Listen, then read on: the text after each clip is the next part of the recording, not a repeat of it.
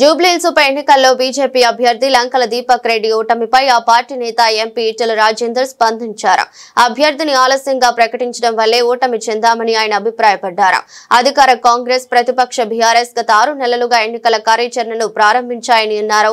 ఉప ఎన్నికల్లో ఓడిపోయినంత మాత్రాన బీజేపీ పని అయిపోయినట్లుగా మాట్లాడటం సరికాదని పేర్కొన్నారు. హుజూరాబాద్, దుబ్బాక నియోజకవర్గాల్లో కాంగ్రెస్ డిపాజిట్లు కోల్పోయినప్పటికీ అధికారంలోకి వచ్చిందని గుర్తు చేశారు. తెలంగాణ రాష్ట్రం ఏర్పడిన తరువాత 9 ఉప ఎన్నికలు జరగగా 7 స్థానాల్లో అధికార పార్టీ గెలవగా 2 బీజేపీ గెలిచిందని గుర్తు చేశారు. జూబ్లీహిల్స్ ఉప ఎన్నికల్లో కాంగ్రెస్ డబ్బులు, చీరలు పంపిణీ చేసిందని ఆరోపించారు. కాంగ్రెస్ అధికార దుర్వినియోగానికి పాల్పడిందని విమర్శించారు. హైదరాబాద్ లో పాలనా వ్యవస్థ పూర్తిగా కుంటుపడిందని అన్నారు.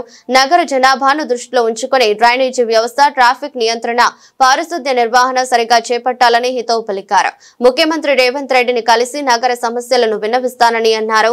ఖాళీగా ఉన్న 2 పడక గదులు ఇళ్లను వెంటనే కేటాయించాలని డిమాండ్ చేశారు. పేదల ఇళ్లను కూల్చకుండా చూడాలని కోరుతానని అన్నారు. ఒక 10 ఎలక్షన్ నేను చూడొచ్చు. నా ఎన్నికలో 10 సార్లు కొట్టాడినా, నాకు నేనుగా ఎన్నికలు కొట్టాడిది 10 సార్లు. నాకు నేనుగా ఇట్లాంటి బై ఎలక్షన్ చూసింది పరకాల్లో కావచ్చు, అది మహబూబ్నగర్లో కావచ్చు, అది పోచారం శ్రీనివాసరెడ్డి నిలబడ్డటువంటి అక్కడ కావచ్చు, 10 ఎన్నికల్లో ఇన్ఛార్జ్ ఉన్నాం. ఇది చరిత్ర.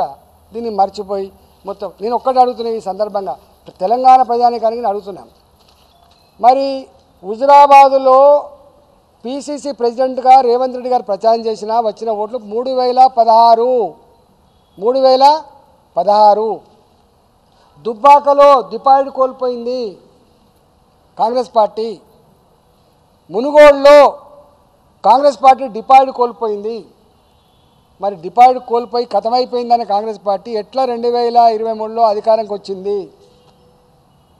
గిన్ని దిక్కుల డిపాజిట్ కోల్పోయినావు, గిన్ని దిక్కుల నువ్వు ఓడిపోయినావు, కథమైపోయిందన్న చరిత్ర కళ్ళ ముందు కనబడుతున్నప్పుడు నువ్వు గెలిచినావు.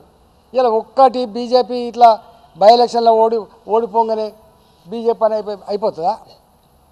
అయిపోతుందా? రాజకీయ పరిజ్ఞానం ఉన్న వాళ్లకు, అవగాహన ఉన్న వాళ్లకు, చరిత్ర తెలిసిన వాళ్ళకు ఇట్లాంటి దానికి ఉండదు. కాబట్టి ఇలా మా కార్యకర్తలు కానీ మా వాళ్ళు కానీ ఈ సోషల్ మీడియాలో పెట్టేటువంటి ఇవన్నీ ఉంటాయి, మీరు గమనించమని చెప్పి కోరుతున్నాను. 100కు 100%. ఇప్పుడు మొన్న బీహార్ ఉంది, ఒక ప్రభంజనం. భారతీయ జనతా పార్టీ ఒకసారి అధికారంకి వచ్చిందంటే ప్రజల విశ్వాసం ఎట్లా పొందుతుందో గుజరాత్ను చూసి నేర్చుకోండి. మీరు 20 ఏళ్ళ తర్వాత కూడా మళ్ళీ అధికారానికి వచ్చిన వాళ్ళం మేము. 20 ఏళ్ళ తర్వాత కూడా మళ్ళీ మా ఇక్కడ బీహార్లో అధికారానికి వస్తున్నాం మేము. అట్లా ఒళ్ళు వంచి చెమట వడిపి ప్రజలకిచ్చిన హామీలు అమలు చేసి ప్రజల ప్రేమను పొందగలిగి అధికారంకి వస్తున్నాం తప్ప లేదు ఉత్తగానే మీరు ఈవీఎంలు మ్యానిపులేట్ చేసిందా? మరి నీవు ఈవీఎంలు మేనేజ్ చేసినావా? మీరు ఇక్కడ జూబ్లీహిల్స్లో ఈవీఎంలు మేనేజ్ చేసినావా? జూబ్లీహిల్స్లో దొంగ ఓట్లు వేసుకున్నావా? దొంగ ఓట్లు నమోదు చేసుకున్నావా? కర్ణాటకలో మరి మీరే గెలిచిండ్రు, తెలంగాణలో మీరు గెలిచిండ్రు, ఎవరు ఈవీఎం పనిచేయలేదా? నువ్వు గెలిస్తేనేమో ఒక న్యాయం, ఇతరులు గెలిస్తేనేమో ఓడ్ చోర్. ఇదేం న్యాయం? ఏం చేస్తావో చెప్పాలి కానీ ప్రజలకు ఒక ప్రతిపక్ష పార్టీగా నువ్వేం చేస్తావో చెప్పాలి కానీ వాటికనే కనబడుతూనే ఉంది.